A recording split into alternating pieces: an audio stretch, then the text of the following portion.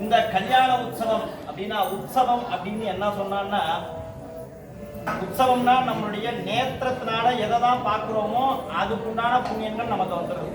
இப்போ சுவாமி வெளி வராருன்னா சுவாமி நம்மளை பார்க்க வரல, சுவாமி வரார். சுவாமியை நம்ம பார்க்கும்போது நேத்திரத்தினால நம்ம பார்க்கும்போது நமக்கு அத்தனை புண்ணியங்களும் வந்து சேர்றதா ஒரு ஐயம்.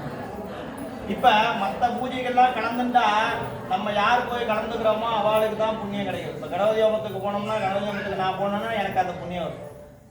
இல்லை எங்கள் வீட்டில் யாராவது போனாங்கன்னா அவங்களுக்கு அந்த புண்ணியம் கிடைக்கும். இந்த கல்யாண உற்சவத்தை நம்ம போய் பார்க்கும்போது நம்மளுடைய சேர்ந்த அத்தனை கோத்திரத்துக்கும், அதாவது இப்போ நான் ஒருத்தர் இருக்கேன், நான் ஒரு கோத்திரம், நான் கல்யாணம் பண்ணிட்ட ஒரு பொண்ணு கோத்திரம், அது ஒரு கோத்திரம். எங்கள் அப்பா ஒரு கோத்திரம், அது என்னோட கோத்திரம். எங்கள் அம்மா ஒரு கோத்திரம், அவளுக்கு அப்பா ஒரு கோத்திரம், அவள் அம்மா ஒரு கோத்திரம். அதுமாரி தன்னுடைய சொந்த எத்தனை கோத்திரத்துக்கு புண்ணியமோ அத்தனை கோத்திரத்துக்கும் அந்த புண்ணியம் போய் சேருதா. என்னுடைய 2 பார்வையால் இந்த கல்யாண உற்சவத்தில் நான் கலந்துக்கிறது. அப்போ இந்த கல்யாண உற்சவத்துக்கு எவ்வளோ மகிமை பண்ணி கொடுத்து வச்சிருக்கேன். அதாவது ராமலிங்கேஸ்வர சுவாமி பண்ணுறதுக்கு நம்மெல்லாம் கைங்கரியம் பண்ணுறதுக்கு கொடுத்து வச்சிருக்கோம். அதனால தான் நமக்கு இந்த கண்கொள்ளா காட்சி, இந்த புண்ணியம் செய்யறதுக்கு உண்டான வாய்ப்பு நமக்கு கிடைச்சிருக்கு. அப்போ சுவாமி என்ன அப்பேற்பட்டவரா அப்படின்னு பார்க்கும்போதுனா, சுவாமிக்கு வந்து முடியும் கிடையாது, அடியும் கிடையாது. இங்கேருந்து வந்தார், என்ன பண்றார், சுவாமி அவ்வளோ பெரிய தாற்பயமாக சுவாமி கிட்டேருந்து வந்தது தான் எல்லாமே நம்ம சொல்லலாம். இப்போ சின்ன எடுத்துக்காட்டு சொல்ல போனா, அம்பாளும் சுவாமியும் ஒரு இடத்துல பேசிட்டு இருக்கா. அம்பாள் ஏதோ ஒரு சிந்தனையில ஒரு படத்தை வரைகிறார். அந்த படம் வந்து அவ்வளோ ரம்யமா இருக்கான். அதுக்கு சுவாமி உயிர் கொடுக்கிறார். அவன் தான் சித்திரகுப்தன். இப்போ பார்த்தேன்னா அவ்வளோ அழகான சித்திரகுப்தன். சரி என்ன பண்றது, சுவாமி அழகு உயிர் கொடுத்துட்டா என்ன பண்றது, நீ போய் கணக்கெல்லாம் பாரு அப்படின்னு சொல்லிட்டார். அதே மாதிரி பார்த்தேன்னா சனீஸ்வரனை பார்த்தா நம்மலாம் பயப்படுறோம், யமதர்மராஜாவை பார்த்தா பயப்படுறோம். 2 பேரும் அண்ணா தம்பி, அவளை பார்த்து பயப்பட தேவையில்லை. அவ 2 பேரும் யம தர்ம ராஜா, சனி ஈஸ்வரன்.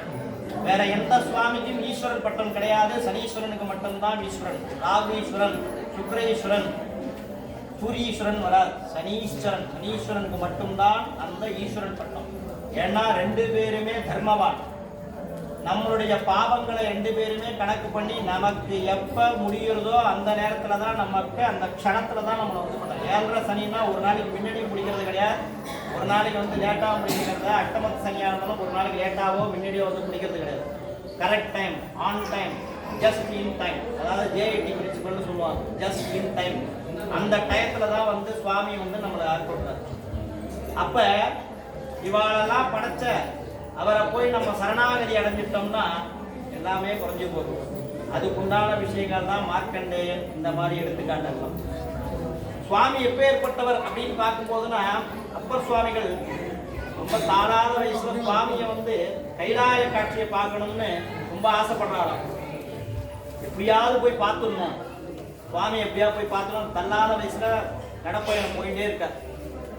போக போக வயசாகுது. ஏன்னா அந்த காலத்தில் வந்து ட்ரெயின் கிடையாது, ஃப்ளைட்டு கிடையாது, பஸ்ஸு கிடையாது, எதுவுமே கிடையாது. நடந்து தான் ஒரு ஊருக்கு போகணும், அங்கே போய் சாப்பிடணும், அங்கே குளிச்சுக்கணும், சிவநாமம் சொல்லணும், சுவாமி அங்கே எங்கே போயிருக்கோம், அங்கே ஏதாவது ஒரு கைங்கரியம் பண்ணிட்டு அடுத்த இடத்துக்கு போகிறான். இப்படி நாட்கள் ஓடிட்டே இருக்குது, வயசு போயிட்டே இருக்கு, உடம்பு தானாத ஆயிடும்.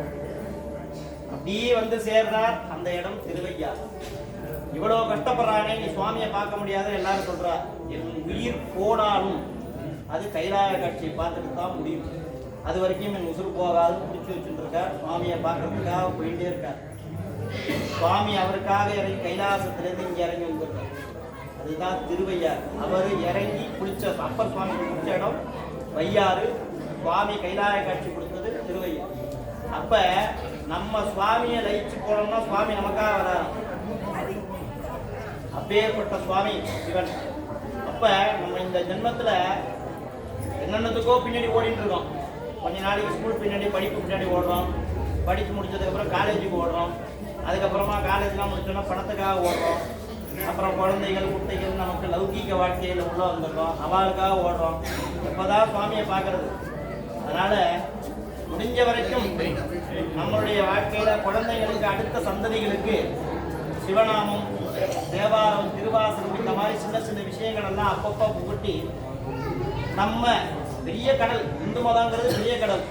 அதாவது நம்மெல்லாம் கத்துன்றது கை அளவு கூட கிடையாது, விரளவு கூட, நெக அளவு கூட கிடையாது. அது பெரிய கடல். அந்த கடல்ல ஏதாவது கொஞ்சமாவது நமக்கு தெரிஞ்சதை குழந்தைகளுக்கு சொல்லி கொடுத்துட்டு போகணும். நமக்கு வர பின்னாடி சந்ததிகள் அதை தெரிஞ்சுட்டு நம்மளுடைய விஷயங்கள் நல்லா பண்ணிட்டு கோவிலுக்கு நல்லபடியா செய்யணும். கோவிலில் இன்னொரு விஷயம் என்னன்னா, கோவில் நம்ம சுத்தமா வச்சுக்கணும். நம்ம ஆத்மா எப்படி சுத்தமா இருக்கோ அதே மாதிரி கோவிலும் சுத்தமா இருக்கும். அதுக்கு சிறந்த எடுத்துக்காட்டினா நாவுக்கரசு அப்பர் சொல்லணும். இடத்துல அப்படியே போயின்னு இருக்கா, ஒரு ஊர்ல பெரிய பஞ்சம் வந்துருக்கு. பஞ்சம் தலை விரிச்சு ஆடுறது. என்ன பண்றதுன்னு சுவாமிகிட்ட கேட்கும்போது, நீங்க என்னை பத்தி பாட்டு பாடினா அன்னன்னைக்கு ஒரு தங்க காசு கொடுக்குறேன் அப்படின்னு சொல்றாரு சுவாமி. சுவாமி அவ பாட்டு பாடிட்டா தங்க காசு கிடைச்சிச்சு. 2 பேரும் போய் அதை வச்சு சமைக்கிறா, சாப்பாடு போடுறா. ஞானசம்பந்தர் சாப்பாடு குறையல, சுவாமிகளுக்கு குறைஞ்சிடுது. என்னடான்னு பார்த்தா சிவ கைங்கரியம் பண்றாரு. அவர் வெறும்னா பாட்டு பாடிட்டு ஆத்துக்கு போயிடல, வீட்டுக்கு போயிடல. அங்கங்க புள்ள சுத்தம் பண்றாரு, அந்த அழுக்கு எடுக்கிறார், அங்கங்க துடைக்கிறார், சுவாமியை கிளீனா வச்சுக்கிறார். அப்ப நம்மளால முடிஞ்சது ஒன்றும் பாட்டு பாடணும், சுவாமியை நிந்தனை பண்ணணும். இல்லைன்னா கோவில்ல நம்மளால முடிஞ்ச ஒரு கைங்கரியத்தை செஞ்சுட்டு போனோம். சுத்தமா ஏதாவது குப்பை கிடக்கா அதை எடுத்துக்கொண்டு போய் வாசல்ல போடலாம். அங்கங்க சூளை ஏத்துறதை நிப்பாட்டிக்கலாம், ஒரு விளக்கு வச்சு ஏற்றலாம். எண்ணெய் தடவிட்டு எண்ணெயை விளக்கு போட்டுட்டு அப்படியே சைடில் தொடச்சிட்டு போகாம இருக்கலாம். இந்த மாதிரி விஷயங்கள்லாம் கொஞ்சம் கொஞ்சமாக நம்ம இடத்த நம்ம தான் சுத்தமாக வச்சுக்கணும் அப்படிங்கிறத பண்ணிட்டு சுவாமி கிட்ட எல்லாரும் போய் லைக்கியமாகணுங்கிறத பண்ணுறோம். இதுக்கு அடுத்தது கன்னிகாதானம் பிரபலம்.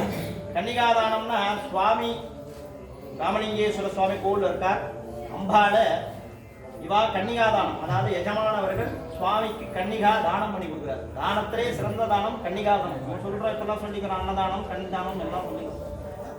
எதுக்காக கன்னிகாதானம் சொன்னான்னா, ஒரு குழந்தை பிறக்கிறது, அதை வளர்த்து அதை கண் வருத்தமா பார்த்து படிக்க வச்சு ஒரு ஸ்டேஜ் இன்னொரு குடும்பத்துக்கு அப்படியே தத்தம் பண்ணி கொடுத்துரும். அது பெரிய தானம். பொண்ணை கல்யாணம் பண்ணி கொடுக்குறதுங்கிறது பெரிய தானம். நம்ம பூர்வ ஜென்மத்தில் புண்ணியம் பண்ணியிருந்தா நமக்கு பொண்ணு பிறக்கும், இல்லைன்னா என்ன பையனாக தான் பிறக்கும்.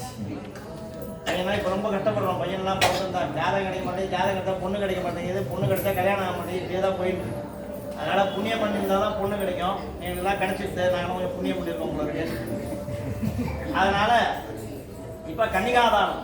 இப்போ கன்னிகாதானங்கிறது ஐயா சவுந்தரநாயகியை எங்கள் வீட்டு பொண்ணா, இந்த கஞ்சனூர் கிராமவாசிகள் பொண்ணா ராமலிங்கேஸ்வரருக்கு கன்னிகாதானம் பண்ணி கொடுக்குறார்.